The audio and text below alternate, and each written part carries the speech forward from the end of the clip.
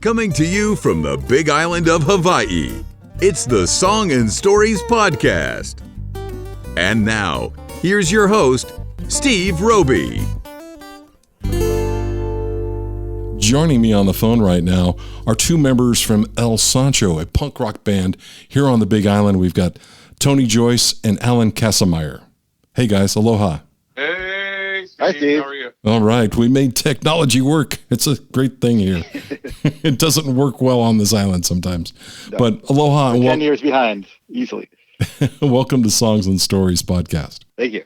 Okay, Happy to be for here. having us. well, let's start out with a brief history of the band El Sancho and some of your musical influences. So there's three of us in the band right now, and Nate, who's not on the call, and I started playing together maybe 4 years, I'd say probably 4 years ago or so. And I met him through a mutual friend, and we started playing he wanted to play country music, but kind of have punk rock side to it, because he figured there's nowhere to play punk rock music on the island. Nobody likes punk rock music on the island. So why not play country? Because everybody likes country music, right? So over time, I realized I'm really not good at the chicken picking guitar, but I am pretty good at power chords.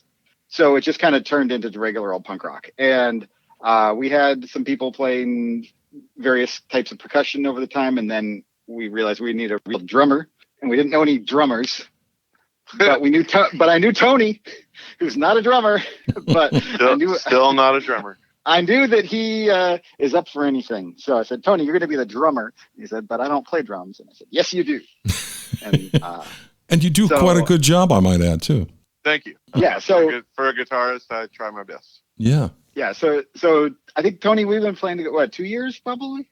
2.5, I think. 2.5. Okay. And what about your influences? Ooh. Musical influences. Well, I'd say, when we started out, again, we had kind of the country vibe going on, and we were playing songs by the Super Suckers, band out of Seattle, that they're a punk rock band, but they definitely have this very country thing. And Nate, they're one of his favorite bands. I like them a lot too. So that was kind of an initial influence. But for me, when it comes to start writing, original music, I like old punk rock from the 80s and 90s and 70s. So, bands like the Descendants for me, and the Ramones and the Dead Milkmen, and Green Day was one of my early, when Green Day first came around, that was like one of the first bands that really hooked me as seeing them live and just being like, wow, that's awesome. Influences, I can't speak for Tony or Nate, but for me. Coming into this band as a drummer pulled me to a whole new gang of influences, if you would.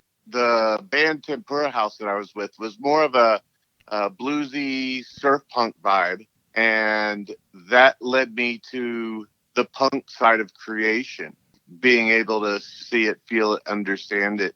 Being in that band was influential in how I think I helped create songs with El Sancho, as well as the songs that I write for El Sancho. That was really pretty deep. I've always been a fan of The Clash. Billy Idol was one of my first favorites from back in the early 80s even. The local influence, the surf punk vibe that actually was already here with Circadian Rhythms and with Tempura House was the major influence for me as far as punk side influences. Right. When you guys played the Hilo Town Tavern with DOA and the Cutthroat Brothers, it seemed like there might be kind of some energy starting there with kind of punk rock revival, but it kind of got shut down with the pandemic shutting everything down. There was kind of more of a punk rock scene, if you will, on Oahu, right? Yeah, I think Oahu's always had a big, big for Hawaii. Not big for anywhere else, but that's where there have been punk rock bands, and that, more importantly, that's where bands go on tour. Bands historically used to always stop off in Hawaii on their way to Japan, right? So to do the tours in the 80s, and that's just like, and then once there were direct flights to Japan, Hawaii still became a destination. But there's regularly, until this year, 2020, there've been lots of there's always bands like. And I've flown to Oahu a few times to go see bands. I've flown to Maui to go see bands because they don't come here, right? And so that DOA show, that was the first time a mainland punk rock band had come to the Big Island in over 10 years, as far as I understand. and people were, I mean, people were really excited. There were people, I wasn't sure if there were going to be 10 people there or what. And there were, I think they said 170 people paid to get in. Yeah, it was a good turnout. Yeah. And it was pouring rain. That definitely set off a bit of a little bit of a chain reaction. And the promoters on Oahu, now that Southwest flies here and you can get, that was the other thing, is like, you can't get to neighbor islands cheaply. But now, Southwest flight came in and that drove down the prices. So they realized, $100 round trip, you can get each band member over. If they're already playing Oahu, they can play one of the other islands. Mm-hmm. So, another promoter brought over DI from Orange County. And that show was just as packed, if not more. And that same promoter, Blacklisted Productions, was ready to bring. They had like 10 bands lined up that were coming to Oahu, and they were trying to bring as many of them to the Big Island and Maui and Kauai as they could. But that all got shut down along with everything else. It just right, yeah, stinky pandemics. Yeah. So who knows if we'll ever if that'll ever come back here or anywhere. I mean, it's just roll with it, I guess. One day at a time. Yeah. No, I was going to say, let's talk about your songwriting process. Yeah. You guys were cranking them out there for a while. Yeah. I think we're always cranking them out. We just don't always make them. We don't always finish them or release them. But I'd say we're pretty prolific internally with our songwriting. There's definitely a backlog of getting the songs to a point where we want to record them. But we, like, just last week, I think we recorded five more songs. 5 new ones, yeah. And then we've got, we got a bunch more we want to record too. For me, so Tony and I both write songs, and we both write them very independently of each other, and then bring songs in, and then they change once everybody else sees them, right? The structure changes, and the feel, the speed, and everything kind of changes once you play it for somebody else. Tend to write just whatever is going on in my head at the time, and it turns into a song. And some of them are horrible. And never even make it to the point where I share them out with Tony and Nate. Others, I get them to the point where they hear them and nobody else will ever hear them. And then, but with the great thing about technology is I've basically got a recording studio in front of me at all times, whether it's my iPhone or my computer, and I can plug in and rather than just, strum some chords and sing a song. I mean, I can figure out a structure and put fake drums behind it and record a bass line and throw some vocals on it and then send it over. So I usually get it to a more structured point before I share it out, and then it gets deconstructed usually. But that's kind of how I write. I'm just the opposite, though. I come from a school of thoughts. You got to have a good hook. Whatever you're going to do with the song, you got to have a good hook to it. Yeah. Pick a villain or a hero, whatever you do, build the song verbally around that. Then once my lyrics are down, I'll pick up an acoustic or an electric guitar, figure out the chord patterns that matches that the best. And I walk into our band camp with a piece of paper and go, now here, check this out, which is pretty cool being a functioning, I hate calling myself a functioning drummer, being a drummer in a band that came from being a guitarist. I can walk over, take Alan's guitar and show him exactly what I've created. And then we're able to put it down and lay it all out for everybody. And then once, just like Alan is saying, once all the involved people have heard what I've laid down, then it definitely morphs quite a bit into what the final production, the final construction of the song becomes. I love your cover artwork too. Who puts that together? That's all Alan. Yeah, that's usually me. Yeah. It's pretty bizarre, but it's cool. Yeah. I have no actual graphic design skills, but sometimes I think when you're looking at punk rock, that's the best kind of. Exactly. Yeah. There are no rules, right? Yeah. Right. Exactly. Yeah. Well, first up, we're going to hear your single "Island Fever." What's the backstory on that? So that song, actually, we wrote that like a week before we recorded it, and we were planning on recording some other songs, and then recorded those, and was like, oh, let's try this one. We just learned it, but let's try it. And then it is turned into the song that definitely resonates with people. I've never really wrote a song that other people have come up to me and be like, man, that song really like spoke to me. And I really got what you're saying, and whether or not it was actually what I was trying to say or not, it's it's cool. Like, people interpret it their own way, but the idea behind that song is, any of us who have lived on this island, or probably any island or anywhere for a while, but we see it a lot here, right? That you make friends and you got this tight group of people, and then circumstances change and people have to leave. And they usually don't want to leave when they have to leave, but they're either disillusioned with what they thought they were going to have when they came here, or money runs out, job disappears, and there's no job. It's not like you can go from one job and just get the same job here, or transition to something else, like, in a lot of cases. So people tend to leave, and those friendships, it's a song about friendship, I guess. And I wrote it when it happened to my daughter a couple times in a row, where she had her best friend moved, and then like 6 months later, her next best friend all of a sudden moved, and she was just devastated by that. And that was the week I wrote that song, that their parents told me they were moving. Okay, well, let's give that a listen to now. It's El Sancho, Island Fever, and you're listening to Songs and Stories.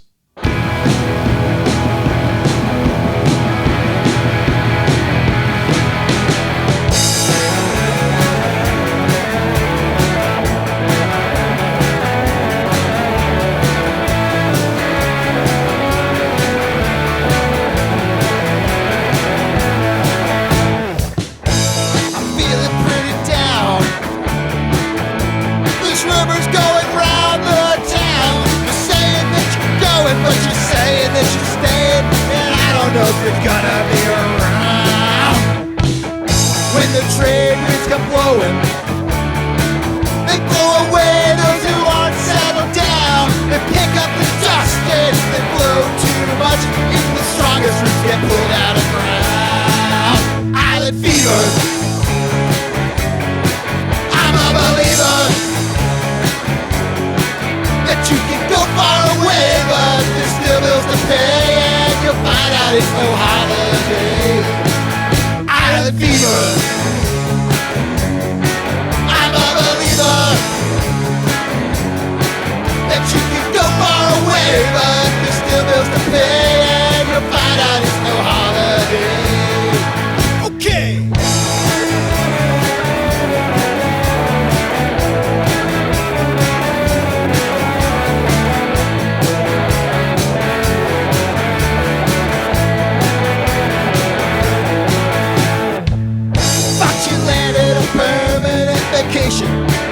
Sipping my ties with the sand between your toes. When you're stuck in a rut and you can't make a buck, it's time to let the train send you home. Island fever,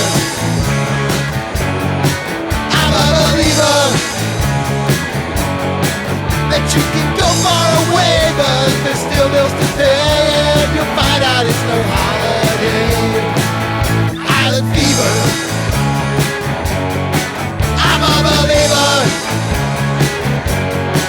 that you can go far away, but there's still bills to pay, and you'll find out it's no holiday.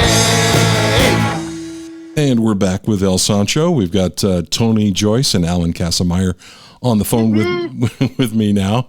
And what, you guys are on different parts of the island, or are you kind of close by? Or we're 4 blocks away from each other. Oh, okay. Well, you could have just shouted over the...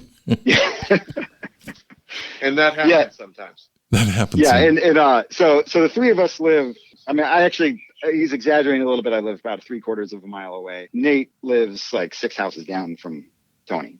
Are you guys originally from the Big Island, or where'd you come from? Well, Tony's been here the longest, so you can start that. I have been here 27 and a half years on the Big Island. Moved here from Hot Springs, Arkansas. Yeah, Southern kid moving to the Big Island as a scuba instructor. Wow, that's a big move. Yeah, it's huge. A 21-year-old kid.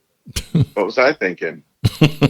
Just been living the dream, doing the dive instructing thing, and then about 22 years ago, got my captain's license and dove and captained for a long time, and now I'm just focusing on the captain side. Got my own charter company in Kauai High Harbor. All right, and living the dream and playing punk rock music every chance I can. Cool. Yeah, and I've been here. I think I moved here from California about 7 years ago, from the Bay Area. And then Nate's originally from Oregon. I think he moved here maybe 12 years ago. 12 years ago. Yeah. 12 years ago. Yeah. We touched on this earlier, but what was it like playing with the Cutthroat Brothers and DOA? That must have been a gas, right, you guys? It was amazing. The point of that story is we were the only on-island band for that show, so they were stuck or fortunate, whichever side of the ball you're on, to get to use our gear. And just watching these guys that have been playing punk music since damn near when I was born to come and reset my drums up the way that they wanted to have them set up, tweaking the bass rig or tweaking one of the guitar rigs to the way that they needed it to happen for them was pretty impressive to me. It was like, oh, wow, that's pretty cool. I see how you do that. And they're like, oh, wow, I see why you're doing that. And I'm like, oh, okay. So it's just a pretty fair balance of mutual admiration, I think. Yeah, and for me, the Cutthroat Brothers, I've known Jason. I met Jason shortly after I moved here, I think. And so we've been friends. It was really nice to play with his band since he's here, but the band is not here and they've never played here before. Just being that we've never played. That was the first time we were able to play. We were really able to turn it up loud. Isn't that nice? So it was awesome. Oh my gosh, it was awesome. I just loved it. Yeah, it was super fun. So it was a ton of fun. I mean, I'm so glad we got to do that. And a month later, or 2 months later or so, DI came and played and gave us. We were able to say we have played with every touring punk rock band that has been here in the last 10 years. Congratulations. With all and both of them. Yeah. All right. Well, we were talking about the pandemic earlier, and how has it affected your music plans for this year, and how have you adapted? Well, our music plans were to keep making music and hopefully play some shows. And we definitely took a break from in-person practice for a while until, once our Big Island cases came down to 0 and stayed there for a week, we started practicing again, and it's kind of gone back up, but we still practice. We thought we'd be playing more shows. Obviously we're not. So we started putting out some singles during that time. Big Island Music Magazine has featured we appreciate that. So those are all things we've either recorded that we started recording before the lockdown, how it started, but we didn't finish, or songs that actually I just recorded myself. And I faked the drums on them. Don't tell Tony. Don't tell Tony. Well, you've got a few music videos too, right? Yeah. I mean, and they're things I just kind of crammed together. We had some video from the last couple shows we played of just people's cell phone things, so I was able to splice little pieces of that together with some other stuff. Well, that's all it takes, right? Yeah, exactly. Yeah. Well, up next we're going to hear How to Kill a Zombie. There's got to be a story behind how do you kill a zombie, right? Absolutely there is. Okay, tell me. We had laid down the initial fundamentals of the song just in time to get it out for the DI show at Hilo Town Tavern. That was in February. That was right at the start of this global pandemic. Yeah, March 7th. That whole thing. Oh, March 7th. That's right.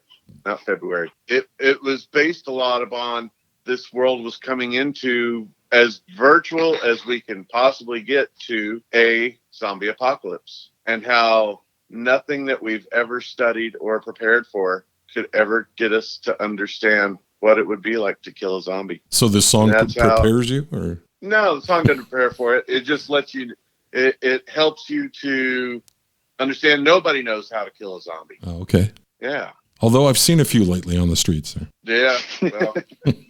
Okay, let's play that now. Here's How to Kill a Zombie by El Sancho on Songs and Stories.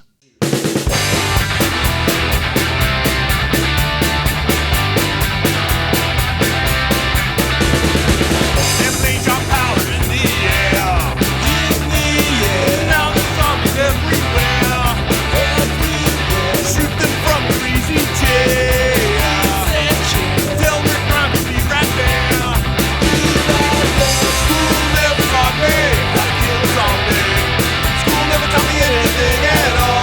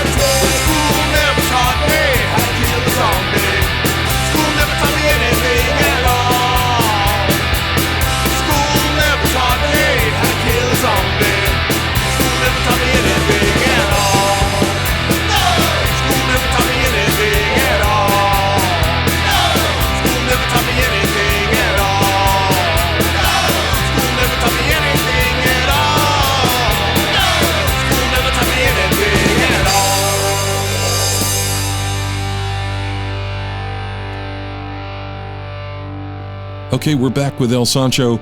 We just listened to How to Kill a Zombie. So you were talking earlier about you've got 5 new singles in the works, ready to come out. Are you planning an album? What's the plan?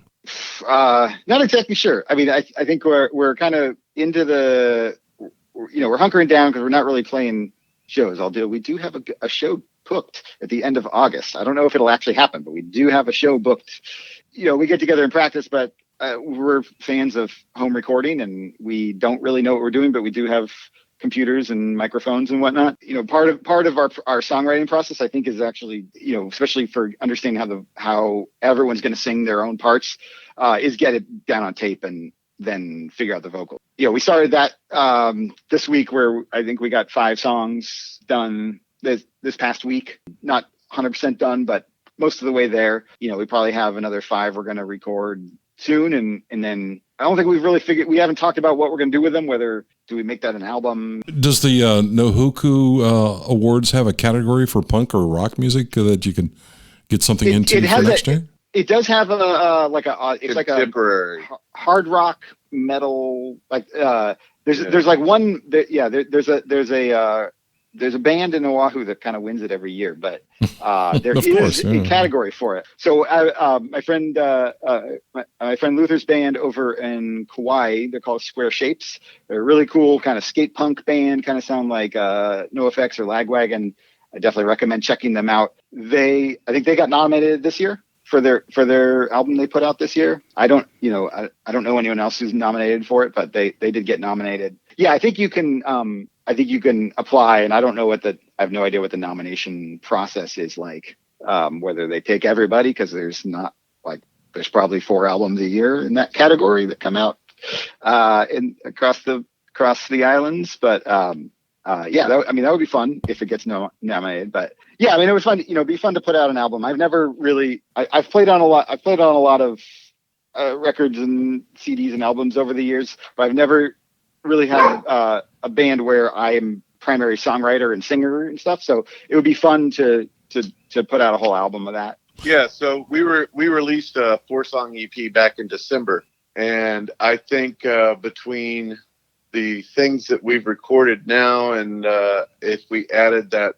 4-song EP, we could probably put out a 20-song album and not have a problem doing it. We're pretty close to that at this point. Sounds good. I'd like to see it happen. I'm pretty sure Alan would, and Nate just goes along and shakes his head, yes or no. Always good to have one of those guys in the group, right? Yes. Yeah. It is. You mentioned earlier that you've got a show booked in August. Can you say what location it is? Yes. So yeah, it's at Laverne's, which we've never played. Laverne's or any of those kind of bars down in Kona. We've never actually played anywhere in Kona. It's with the 1201. We're a great kind of alternative rock band out of Kona. I think it's Saturday, August 29th. Okay. Coronavirus Permitting, yeah. So I got my fingers crossed, but I'm not gonna scream and cry if it doesn't happen, because now things go. We had a few gigs planned in April and May that obviously didn't happen. We actually even had a band from Oakland that was flying over here. We were going to play a gig with them, and then they had to cancel their tour. So they were going to be the 3rd punk rock band in the last decade. Look what you started here. Exactly. Yeah. Right. So, but I think if, I hope that at some point all of this is behind us. I'm sure someday it will be, whether it's a year or whatnot. I hope that we're still playing music at that point, and we're not, we don't have to show up in walkers and, wheelchairs, but we'll still play in wheelchairs if we can. Tony, I think we can rig a drum set in a wheelchair for you. Wheel me up to the drum set. That'd be perfect. Yeah. Okay. I can't wait. Tickets on sale now, right? Exactly. What's the best way for fans to find your music? We're on Spotify. That's what, we post music up there, and if you, whatever you like to stream music from, YouTube. It's on YouTube. It's on iTunes, Bandcamp. We have stuff up there. We're not like super into the social media, but we are on. I think we have a Facebook. I think if you look on El Sancho Hawaii, it's probably there. If you were to search that. And I think we're on Instagram too, but I again, we're not youngins.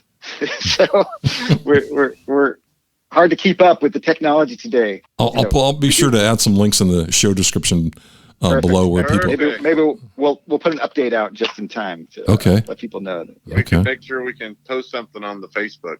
The Facebook, yeah, that's good. Yeah. Is there anything else you'd like to add before we go? I just want to say a big mahalo to Big Island Music for checking us out, for giving us an opportunity to come and share some of our new tunes with the world. And it's been a real joy being on your podcast, man. Thank you. Yeah, absolutely. Great. Well, thanks for being on the show. And I look forward to your upcoming show at Laverne's at the end of August. What's that date again? Saturday, August 29th. All right. Mahalo, El Sancho, and we'll see you soon. Thanks, Steve. Okay. Thanks, Steve. Take care. Hey, what's good, everyone? This is Jazz Kaiviko'o, and you're listening to the Songs and Stories podcast. Hey, please follow me and subscribe to my new YouTube channel at Jazz Kaiviko'o, and also check out my new CD, Lo-Fi Grits, as well as other productions that I've done at jazztheproducer.com. As one Z. Peace. Thanks for listening to Songs and Stories. You can find episodes on Apple Podcast and listen or download for free. New episodes are available every Thursday. Songs and Stories is produced by Big Island Music Magazine. Find us on the web at bigislandmusic.net. Be sure to follow us on Facebook. I'll see you next week on Songs and Stories. Aloha.